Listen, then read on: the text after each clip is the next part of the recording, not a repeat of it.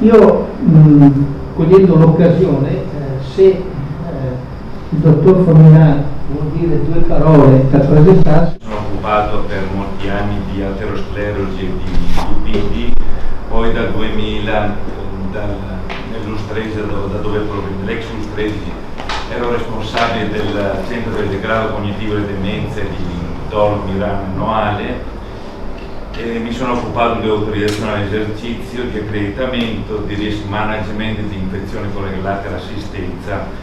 Ero membro della Commissione Invalidi e sono anche membro a livello nazionale dell'Associazione Italiana di Psicogeriatria, formata da psichiatri, neurologi e geriatri.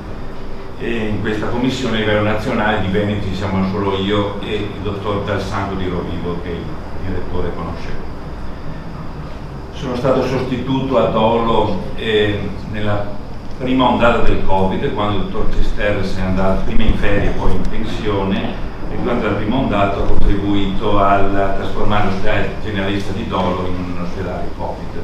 La geriatria obiettivamente è stata l'ultima, ma insomma poi ci siamo arrivati anche noi, erano tutti i 3 piani più la rianimazione pieni di Covid. Dal 1° di agosto, quindi da un anno fa giusto, sono stato chiamato da questa direzione aziendale per fare il direttore sostituto della geriatria, perché la dottoressa Batuello sarebbe andata in pensione. Qui, io lo dico subito, mi trovo bene. Sono nato su un paesino vicino alla Romea, e venivo al mare a Sottomarina da bambino e ho fatto anche la tesi di specialità di geriatria col dottor Casson, che è il primario, 3 primari fa in medicina Pietro, quindi gente per tutti voi, no? Conosco bene anche il direttore dell'ospedale di Chioggia, visto che entrambi lavoravamo a Dolo Milano, ci conosciamo da tanti anni.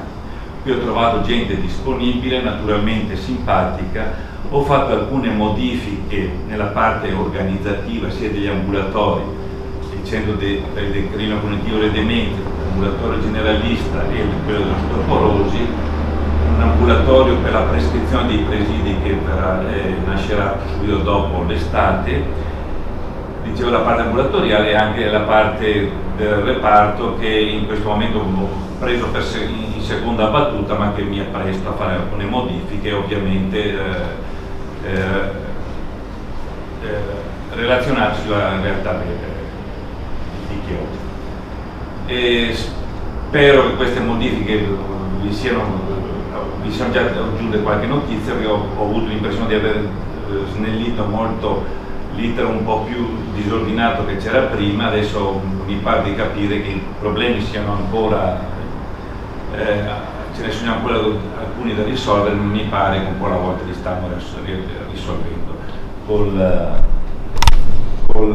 Adesso che sono direttore avrò anche le spalle più grosse, ma magari riuscirò anche a fare qualcosa di più, e se non funziona non potrò più dire colpa della direzione generale, colpa mia. Grazie a tutti.